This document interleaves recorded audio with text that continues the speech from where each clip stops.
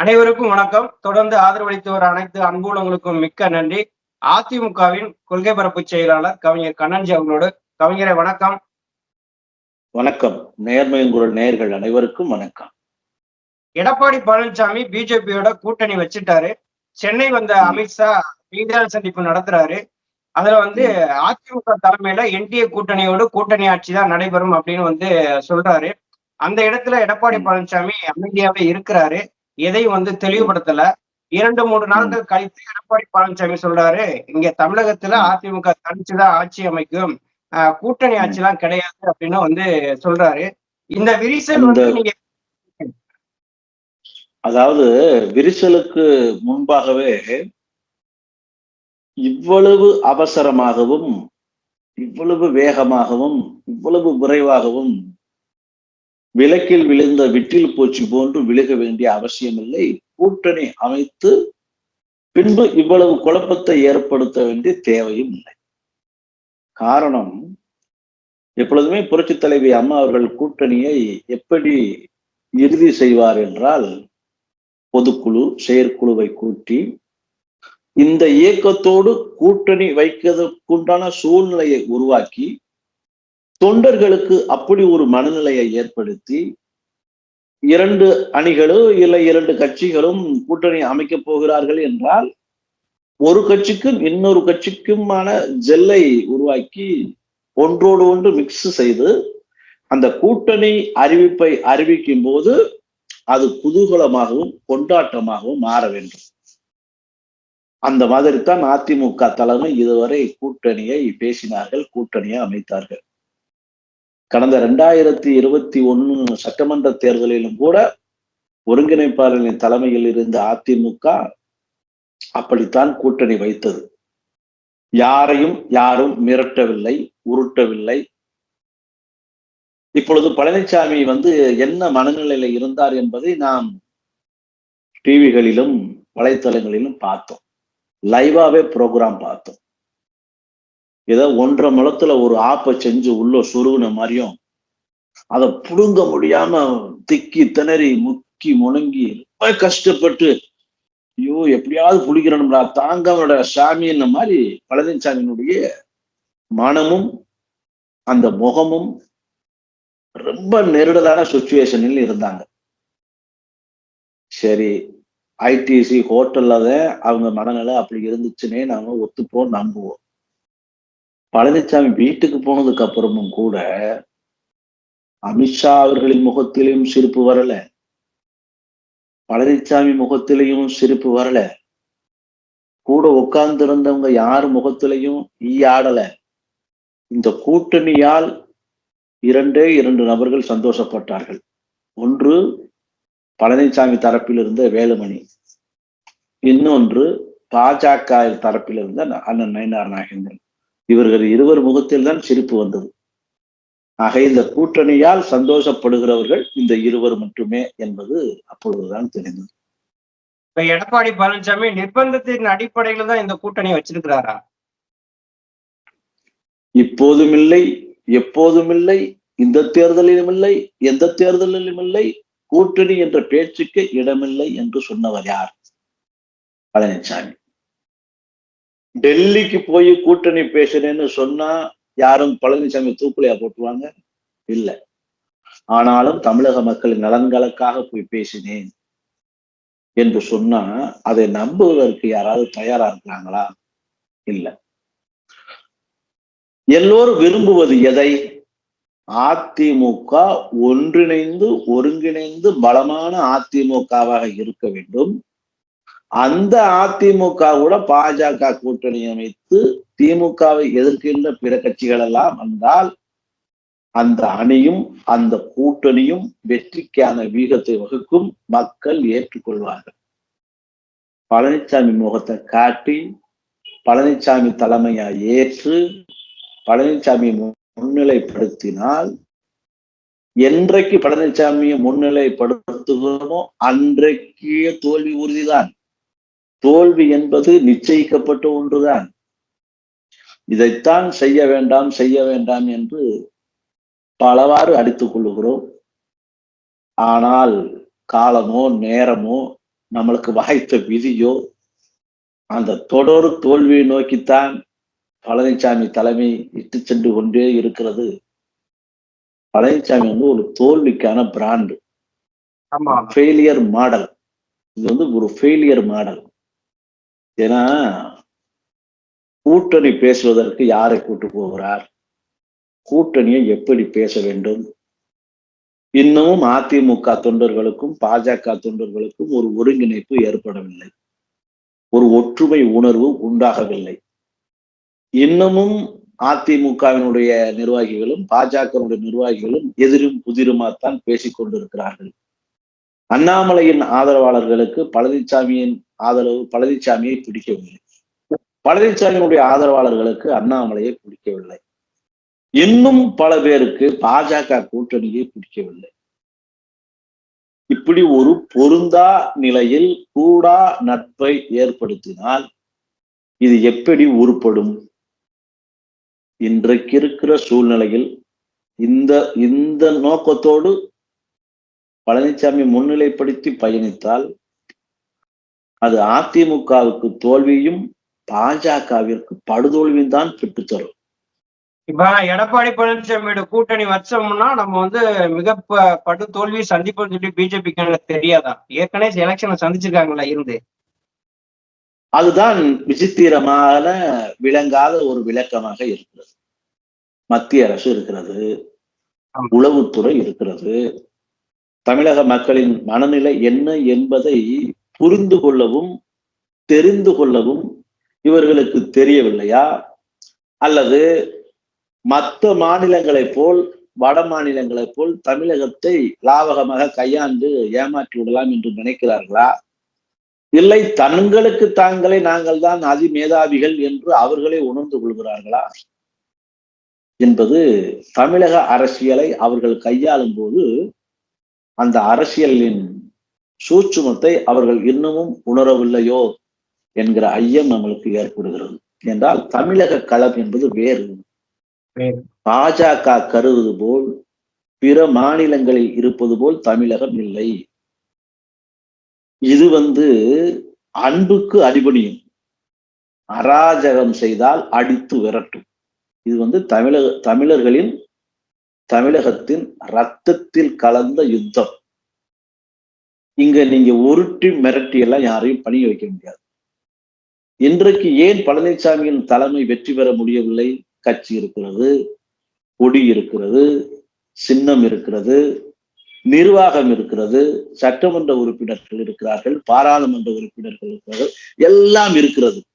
ஆனால் வெற்றி மற்றும் மறுக்கிறது. ஏன்? மக்கள் விரும்பவில்லை.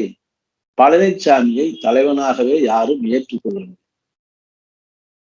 அப்படி இருக்கும்போது இப்படி மக்களால் புறக்கணிக்கப்பட்ட ஒரு நபரை, தொண்டர்களால் வெறுத்து ஒதுக்கப்படும் ஒரு நபரை மறுபடியும் கூட்டி வைத்து அவர் தலைமையில் கூட்டணி அமைக்கிறோம் என்று சொன்னால் இவர்கள் இன்னமும் தமிழக அரசியல் களத்தை புரிந்து கொள்ளவில்லை என்பதைத்தான் எடுத்து காட்டுகிறது.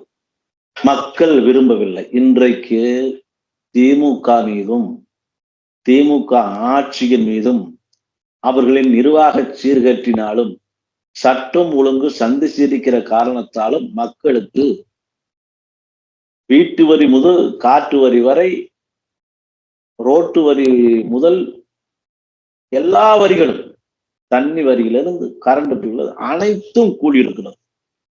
1000 ரூபாயை பெண்களுக்கு கொடுத்து விட்டு வருடத்திற்கு 50,000 ரூபாயை பொதுமக்களிடமிருந்து பிடுங்கிக் கொள்கிறது திமுக அரசு.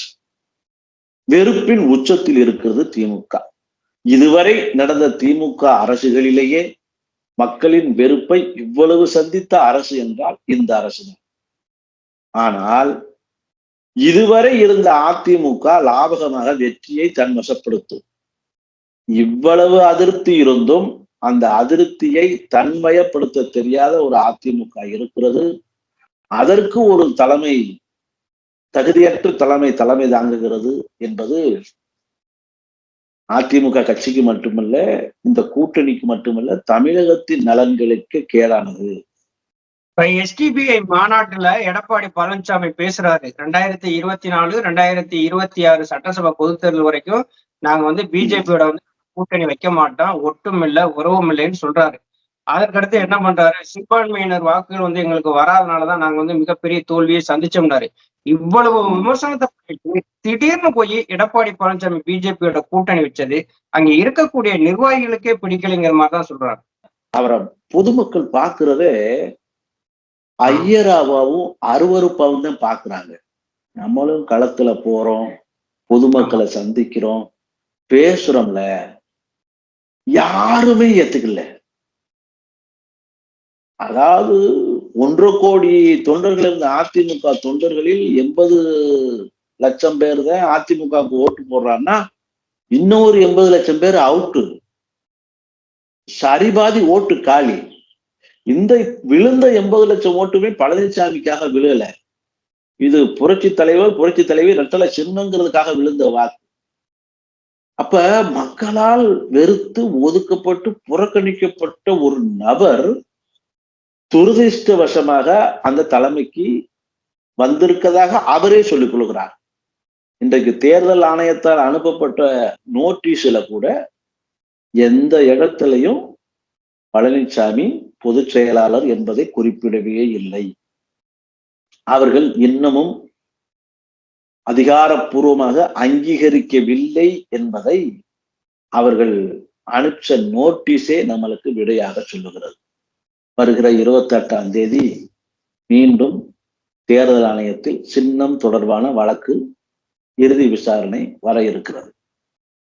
அப்ப இவ்வளவு நெருக்கடிகள்ல இருக்கிற பழனிசாமி பொதுச் செயலாளர் என்பதே போலி பொதுச் செயலாளராக மாற்றப்பட்ட பழனிசாமி, தொண்டர்களின் உரிமையை பறித்த பழனிசாமி, அதிமுகவின் ஆன்மாவாக இருக்கக்கூடிய புரட்சி தலைவருடைய விதியை சிதைத்த பழனிசாமி, புரட்சி தலைவி அம்மாவிற்கு வழங்கப்பட்ட பதவியை பறித்த பழனிசாமி, அண்ணா திராவிட முன்னேற்ற கழகம்ங்கிற கழகத்தை அபகரிப்பு திராவிட முன்னேற்ற கழகம்ங்கிற அதிமுகவாக மாற்றிய பழனிசாமிய சட்டமன்ற தேர்தலில் புறக்கணித்தார்கள், பாராளுமன்ற தேர்தலில் புறக்கணித்தார்கள், உள்ளாட்சி தேர்தலில் புறக்கணித்தார்கள், இடைத்தேர்தலில் புறக்கணிப்பு, கடை தேர்தலில் புறக்கணிப்பு. எந்த தேர்தல் எப்பொழுது வந்தாலும் அந்த தேர்தலில் அப்பொழுதெல்லாம் பழனிசாமி என்பவர் புறக்கணிக்கப்பட்ட நபராகத்தான் இருக்கிறார்.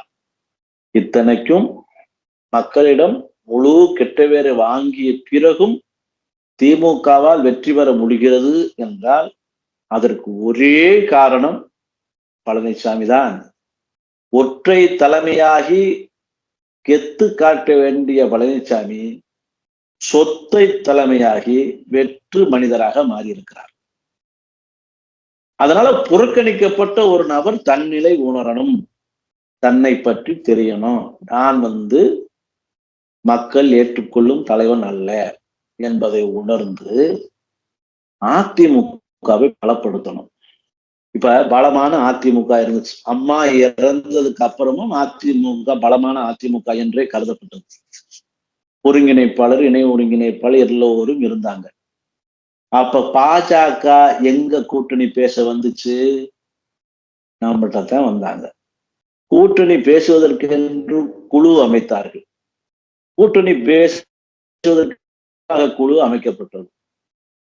மாறி மாறி பேசினார்கள். கடைசியில் தான் தலைமையும் பேசிக்கொண்டது.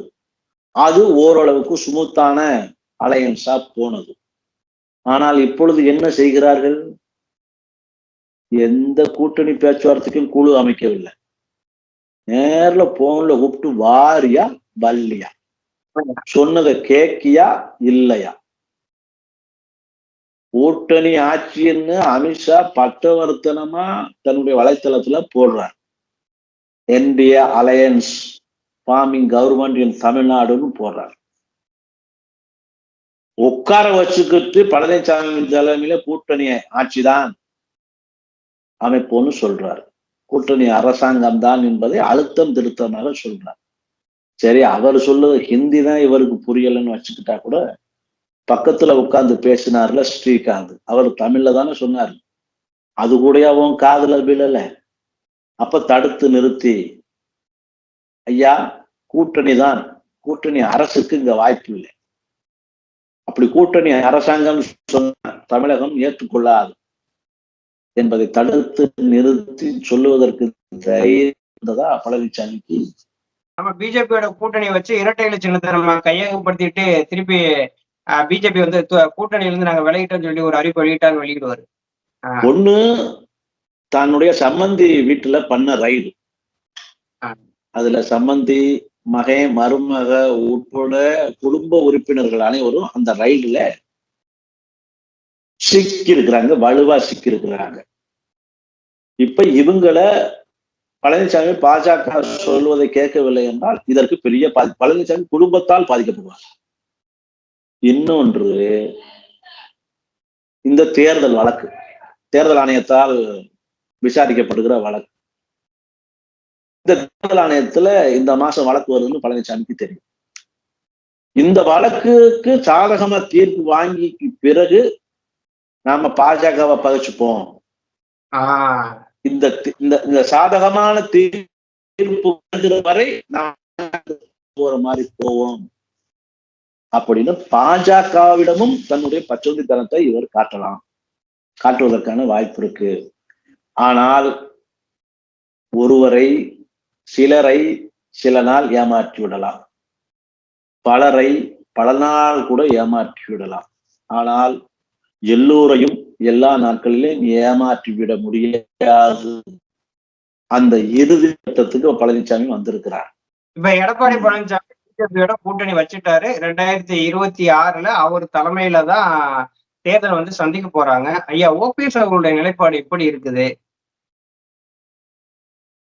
அதாவது ஐயாவோட நிலைப்பாடு என்பது பாஜகவை பலப்படுத்துவதோ பாஜகவை ஆட்சியில் அமர்த்துவதோ தமிழகத்தில் அப்படி ஒரு ஏற்பாட்டு செய்வதோ நமது நோக்கம் அல்ல. ஐயா அவர்களின் நோக்கம் அதிமுகவை பலப்படுத்த வேண்டும், அதிமுக ஆட்சியை தமிழகத்தில் நிறுவ வேண்டும். அந்த அதிமுக தலைமையிலான கூட்டணியில் பாஜக இருக்க வேண்டும். பாஜக மட்டுமல்ல, திமுகவை எதிர்க்கின்ற பிற கட்சிகள் எல்லாம் இருக்க வேண்டும் என்பதுதான் அவரின் நிலைப்பாடு. இந்த கூட்டணி வெற்றி கூட்டணியா அமைய வேண்டும். ஆனால் மீண்டும் பழனிசாமியை முன்னிலைப்படுத்துகிறார்கள். ஏற்கனவே பழனிசாமி முன்னிலைப்படுத்தித்தே 2021 தோற்றோம், பாராளுமன்றத்தில் தோற்றோம், சட்டமன்ற இடைத்தேர்தலில் தோற்றோம், உள்ளாட்சி தேர்தலில் தோல்வியை சந்தித்தோம். இதெல்லாம் இதனால் பழனிசாமிங்கிற ஒரு பேட் கமாடிட்டியை முன்னிலைப்படுத்தி நாம தோல்வியைத்தான் சந்தித்தோம். அதே தவறைத்தான் மீண்டும் பாஜக செய்திருக்கிறது. இது தற்காலிகமா, நிரந்தரமா, இல்லை இதற்குள்ளான சூட்சுமங்கள் இருக்கிறதா என்றால் நம்மளுக்கு தெரியாது. ஏன்னா பழனிசாமி பாரத பிரதமர் நரேந்திர மோடி அவர்கள் பக்கத்தில் உட்கார்ந்து கொண்டு 10வது நாள் கூட்டணியை விட்டு முறித்து வெளியேறினார். அது சில மாதங்களுக்கு முன்னாடி நடந்த கூட்டணி பேச்சுவார்த்தையிலே அவர் வெளியேறினார். இப்படியாப்பட்ட நபரை 1 ஆண்டுகளுக்கு முன்பாகவே கூட்டணியில் உட்கார வைத்திருக்கிறார்கள் என்றால் இவ்வளவு அவசரம் தேவையில்லைதான். ஆனால் அவசரப்பட்டு அதற்குள் அரசியல் அழுத்தம் இருக்குமோ, சூட்சுமங்கள் இருக்குமோ, காய்கள் நகர்த்தப்பட்டிருக்குமோ என்பதெல்லாம் நமக்கு தெரியாது. ஆனால் சோழியம் குழும்பி சும்மா ஆடாது. அமித்ஷா வந்து செய்தியாளர் சந்திப்புலயும் சொல்றாரு, இப்ப அதிமுக உட்கட்சி விவகாரங்களை தலையிட மாட்டோம்னு சொல்றாரு. அமித்ஷாவை எடப்பாடி பழனிசாமி சந்திச்சு வந்த உடனே இது ஓபிஎஸ் சசிகலா 2 வரையும் கட்சிக்குள்ள இணைக்க மாட்டோம், பிரிஞ்சதாங்க. நேற்று முதற்கொண்டு செய்தியாளர் சந்திப்புல என்ன சொல்றாரு, தவிர மத்தவங்க எல்லாத்தையும் நாங்க கட்சிக்குள்ள சேர்த்துக்குவோம் அப்படிங்கிறாரு. அப்ப இதுல இருந்து நமக்கு என்ன தெரியுது? உங்களுக்கு பார்வையில் அது எப்படி இருக்கு? அதாவது உட்கட்சி விவகாரங்களில் இன்னொரு கட்சி தலையிட வேண்டிய தேவையில்லைதான். அந்த கருத்து அவருடைய கருத்தா இருந்தாலும் பாஜகவினுடைய அழுத்தமோ திருத்தமோ அதிமுகவிற்கு தேவையில்லைதான். அதே போல்தான் தேர்தல் ஆணையத்தில் இப்பொழுது வரக்கூடிய 28 தேர்தல் ஆணையம் விசாரணை இருக்கிறது. அந்த தேர்தல் ஆணையம் விசாரித்து அதிமுக சட்ட திட்ட விதிப்படி பழனிசாமியின் தேர்வு இல்லை என்பதை அங்கீகரித்தால், அப்படி என்றால் பழனிசாமியுடைய போலி பொதுச் செயலாளர் செல்லாது என்பது ஊர்ஜிதப்படுத்தப்படும். பொதுச் செயலாளர் பதவி செல்லாது என்று தேர்தல் ஆணையம் அங்கீகரித்து விட்டால் பழனிசாமிக்கு என்ன பதவி இருக்கிறது அதிமுகவில்? பழைய நிலைமைக்கு போனா இணை ஒருங்கிணைப்பாளர். இணை ஒருங்கிணைப்பாளரை பழனிசாமியை ராஜினாமா செய்து வைத்திருக்கிறார். அது தேர்தல் ஆணையத்தால் ஏற்றுக்கொள்ளப்பட்டு அந்த ராஜினாமா கடிதமும் அப்லோடு செய்யப்பட்டு விட்டது. அப்ப ஏற்கனவே அப்லோடு செய்யப்பட்ட ஒரு ராஜினாமாவை, அந்த பதவியை மீண்டும் ஆக்டிவான பதவிக்கு தேர்தல் ஆணையத்தாலும் கொண்டு வர முடியும். பொதுச் செயலாளர் செல்லாது என்று சொல்லிவிட்டால் பழனிசாமி பதவி இல்லாத பழனிசாமியாத்தான் மாற்றப்பட போகிறார். அப்பொழுது இருக்கக்கூடிய ஒரே பதவி என்ன? ஒருங்கிணைப்பாளர் பதவிதான். அதுவும் 2026 வரைக்கும் இருக்கு. அப்போ இந்த ரிசல்ட் வந்துச்சுன்னா மீண்டும் பழனிசாமி தலைமையில் இருக்கிற அதிமுகவுடன் கூட்டணி வைத்த பாஜக என்ன சொல்லும்? ஒருங்கிணைப்பாளரின் தலைமையில் இருக்கிற அதிமுகவுடன் கூட்டணி வைத்து இருக்கிறோம். அப்பொழுதும் கேட்பார்கள், அப்பொழுது பழனிசாமி நிலை என்ன? பழனிசாமி என்ன செய்வீர்கள்?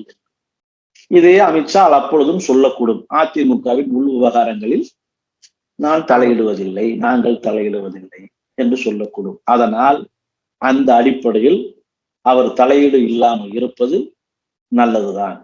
எடப்பாடி பழனிசாமி சொல்றாரு நேற்று செய்தியாளர் சந்திப்புல, ஒரு சிலரை தவிர மற்ற எல்லாத்தையும் நாங்க கட்சிக்குள்ள சேர்த்துக்குருவோம் அப்படிங்கிறாரு. ஒரு சிலரை தவிர பழனிசாமியை தமிழகம் ஏற்றுக்கொள்ளவில்லையே, நம்ம என்ன செய்யறது? இந்த பழனிசாமியில் இருக்கக்கூடிய செயற்குழு பொதுக்குழு உறுப்பினர்களை தவிர பழனிசாமியை யாரும் அங்கீகரிக்கவில்லையே, அவரை தலைவராக ஒருவரும் ஒத்துக்கொள்ளவில்லையே. நம்ம மட்டுமா சொல்றோம்? தமிழக மக்கள் ஏற்றுக்கொள்ளவில்லை. இவ்வளவு எதிர்ப்பை சம்பாதித்த திமுகவுக்கு மறுபடியும் வாக்கு விழுகிறது என்றால், பழனிசாமிக்கு வாக்கு விழவில்லை என்றால் திமுகவை விட அதிகமான வெறுப்பை பழனிசாமி சம்பாதித்து வைத்திருக்கிறார். அந்த வெறுப்பு பழனிசாமியை எந்த இடத்திலும் வெற்றி பெற விடமாட்டேன் என்கிறது. ஏனென்றால் திமுக மீதாவது ஊழல் கரைதான் படுகிறது, திமுகவிலேயாவது நிர்வாக சீர்கேடுதான் தெரிகிறது, திமுகவிற்காவது சட்ட ஒழுங்கு சீர்கேடுதான் பிற அரசியல் கட்சிகளால் பேசப்படுகிறது. ஆனால் பழனிசாமியை பெர்சனலா, அவர் கேரக்டர், அவருடைய ஆக்டிவிட்டிஸ், அவருடைய கல்ச்சர், அவருடைய ட்ரெடிஷன், இது எல்லாமே விமர்சிக்கப்படுகிறது. அவர் worst fellow இந்த தமிழ்நாடு பாலிடிக்ஸ் மட்டுமல்ல, வேர்ல்டு பாலிடிக்ஸ்ங்கிறதுல எல்லாரும் அப்படித்தான் பேசுறாங்க. யாரும் ஏற்றுக்கொள்ளல. அப்படியாப்பட்ட நபரை முன்னிலைப்படுத்தி, சைத்தான முன்னிலைப்படுத்தி எப்படி சாதிப்பது? வேதாளத்தை முன்னிலைப்படுத்தி எப்படி வெற்றி பெறுவது? எந்த காலத்திலையும் யாரும் அந்த மாதிரி வெற்றியை பெற்றதே இல்லை. ஒரு வேணா பயமுறுத்தலாம், அதுக்கு வேணா ஆகும். பழனிசாமியிடம் இருக்க காசு கரையிற வரைக்கும் வேணா பழனிசாமிக்கு ஒரு பிம்பத்தை கட்டமைக்கலாம். உதயகுமார் போன்ற ஆட்கள் மண்ணை பொண்ணாக்கலாம்னு சொல்லலாம், நான் மண்ணை பொண்ணாக்கிடுவேன்னு சொல்லலாம். ஆனா மண்ணு தானே. களிமண்ண பிள்ளையார புடிச்சு வைக்கலாம். எதற்கு? பிள்ளையார் இல்லை என்பதற்காக. ஒரிஜினலாவே பிள்ளையார் வந்துட்டாருன்னா களிமண்ணு தானே. ஆனா பழனிசாமி என்பவர் பிடித்து வைக்கப்பட்ட ஒரு பிள்ளையார். அது சாணியோ மண்ணோ, ஒரிஜினலா செஞ்சு செதுக்கப்பட்ட சிற்பம் அல்ல, சிலை அல்ல, கும்பிடுவதற்கு, கொண்டாடுவதற்கு. அதனால பழனிசாமி தன்னுடைய அரசியல் அத்தியாயத்தின் இறுதி அத்தியாயத்தை எழுதி கொண்டிருக்கிறார். நிச்சயம் இந்த 2026 தேர்தலுக்கு முன்பாகவே அவனுடைய கட்டுரையினுடைய கன்குலூஷன் பார்ட் முடிஞ்சிடும். எனக்கு தெரிஞ்சு உலக அரசியல் வரலாற்றுல அதர்மம் அரசாண்டதாகவும் தர்மம் தோல்வி அடைந்ததாகவும் வரலாறு கிடையாது. தர்மத்திற்கு சோதனை வந்திருக்கிறது. அந்த சோதனை சந்தித்து சந்தித்து சாதனையாத்தான் மாறி இருக்கிறது. அந்த சாதனை வெற்றியில் கொண்டுத்தான் விட்டிருக்கிறது. மகாபாரத யுத்தமே அதர்மத்துக்கும் தர்மத்துக்குமான யுத்தம் தான். அந்த போரே தர்ம யுத்தம் தான். அதே போல் அதர்மத்திற்கெல்லாம் எந்த போரை தொடுக்கிறோமோ அந்த போருக்கு பெயரும் தர்ம யுத்தம் தான். அந்த தர்ம யுத்தத்தை தான் இன்றைக்கு இருக்கிற தர்மத்தின் தலைவன் நடமாடும் பரதன் ஐயா OPS அவர்கள் நிகழ்த்தி கொண்டிருக்கிறார். அவர் ஏன் சைலண்டாவே இருக்கிறாரு? அவர் ஏன் அமைதியாவே இருக்கிறாரு? அவர் ஏதாவது சொல்லலாமே அப்படின்னா, silence is an art of conversation. அதுவும் பொலிட்டிக்கல் கான்வர்சேஷன்ல சைலன்ஸுக்கு மிகப்பெரிய பங்கு உண்டு. அந்த சைலன்ஸ் மிகப்பெரிய ஞானத்தை தரும். அமைதியாக இருப்பவர்கள் தான் ஞானி ஆகிறார்கள். அந்த அமைதி இது அவர் இன்றைக்கு நேற்றைக்கு அரசியல்வாதி அல்ல. கடந்த 25 ஆண்டுகளுக்கு முன்பாகவே தமிழகத்தில் முதல்வராக்கப்பட்டவர். 3 முறை முதல்வராக பொறுப்பேற்று தன் பணியை திறம்பட நடத்தியவர். எல்லாமே அவருக்கு தெரியும். நீரை, குறை, சூட்சுமம், சக்கர வியூகத்தினுடைய ஆழம், அனைத்தும் தெரியும். அவர் அமைதியாக இருக்கிறார் என்றால் புயல் புறப்படும் போது அமைதியாகத்தான் இருக்கும். அது கரையை கடக்கும் போதுதான் அது புயலா கடக்கிறதா பூகம்பமா மாறுகிறதா என்பது தெரியும். அதனால அவர் அமைதிக்கு பின்னால் 1000 ஆழமான கருத்துக்கள் உண்டு. அவர் அம்மாவின் வளர்ப்பு, அம்மாவின் அரசியல் அடையாளம். அதனால் எதையும் சந்திக்கிறதற்கு தயாராக இருப்பார். அவருடைய அமைதி, அவருடைய மௌனம், அவருடைய அரசியல் ஞானம் இதெல்லாம் நிச்சயம் ஒரு நாள் பழனிசாமியை வீழ்த்தும். அவருடைய பொறுமை என்பது பெருமைக்குரிய விஷயமா மாறும் என்பதில் மாற்றம் இல்லை, மாற்று கருத்தும் இல்லை. இதுவரை உங்களோட கருத்துக்களை பகிர்ந்து கொண்டமைக்கு நன்றி கவிஞரே. நன்றி, வணக்கம்.